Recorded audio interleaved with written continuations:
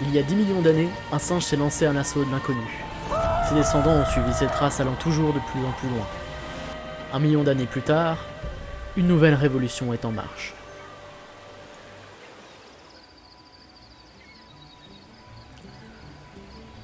Ai fait partie de la lignée de Ruk, mais il n'est pas de la même espèce. C'est un Sahelanthropus tchadensis. Il n'est pas très bon explorateur, mais a toujours des idées auxquelles personne ne pense. Ce matin, il s'est mis en tête de goûter aux étranges fruits des palmiers. Après tout, personne n'a réussi à en manger. Grâce à leur expédition dans la jungle, la lignée de Ruk est devenue plus agile qu'avant.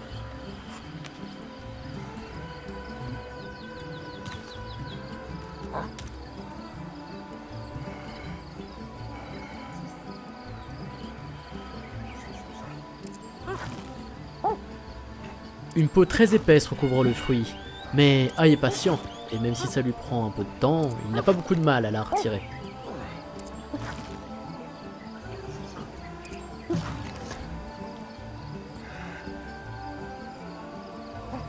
Une coque? Elle est sûrement trop dure pour ses mains.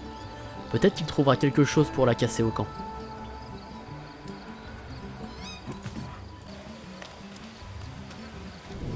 En regardant autour de lui, Ai se souvient de quelque chose. La pierre aussi est dure. Mais l'est-elle plus que la coque?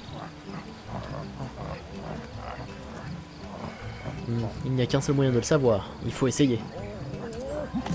Ah, ça a marché.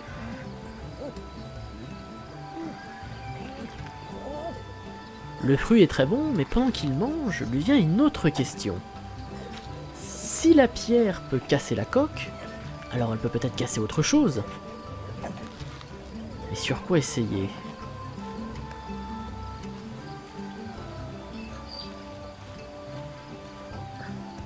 Pourquoi pas sur cette branche?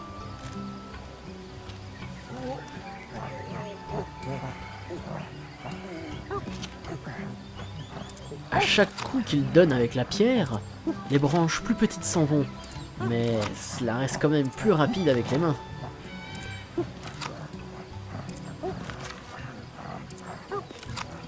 Décidément, ce n'est vraiment pas très efficace.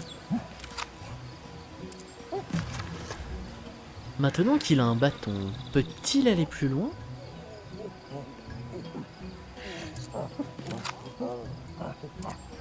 Oui!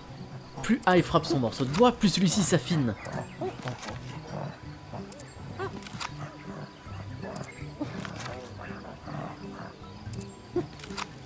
Le travail est long, très long même. Il commence à avoir mal au bras, ses muscles le tiraillent.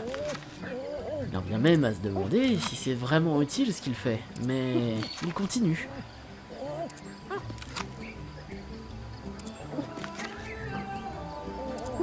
Bon, ça devrait suffire. La pierre a créé la lance, mais comment savoir si c'est efficace? Pas le choix. Ah, il va devoir descendre, tester son invention sur quelque chose.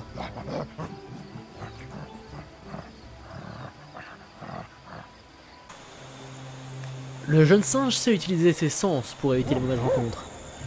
Mais il ne s'attendait vraiment pas à les utiliser pour faire le contraire.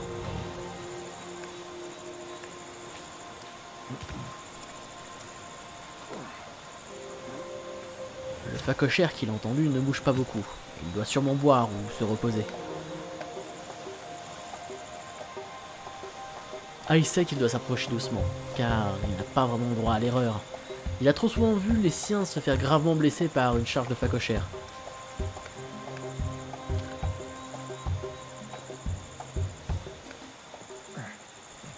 C'est le moment. Ai se jette sur la bête.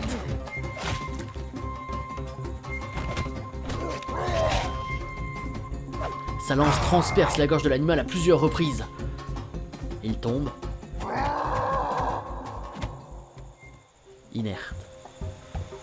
Ai a réussi à tuer l'animal. Mais une autre question lui vient.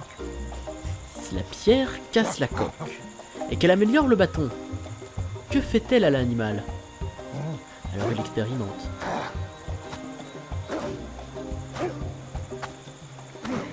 Ai s'acharne sur la carcasse, encore et encore.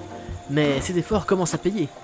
À chaque coup qu'il met, le ventre du phacochère s'ouvre de plus en plus. Et commence à laisser entrevoir de la chair.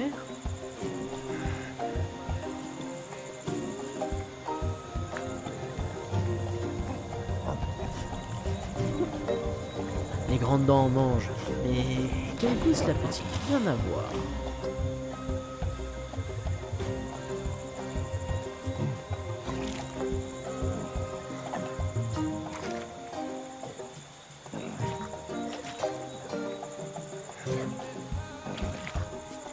Ah, c'est délicieux, mais son ventre commence à lui faire un peu mal.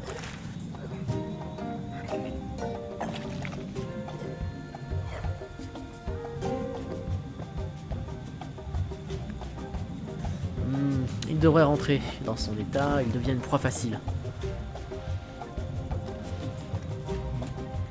Ah, il ne le sait pas encore, mais il a inventé l'outil, et cette nouveauté va changer la face du monde.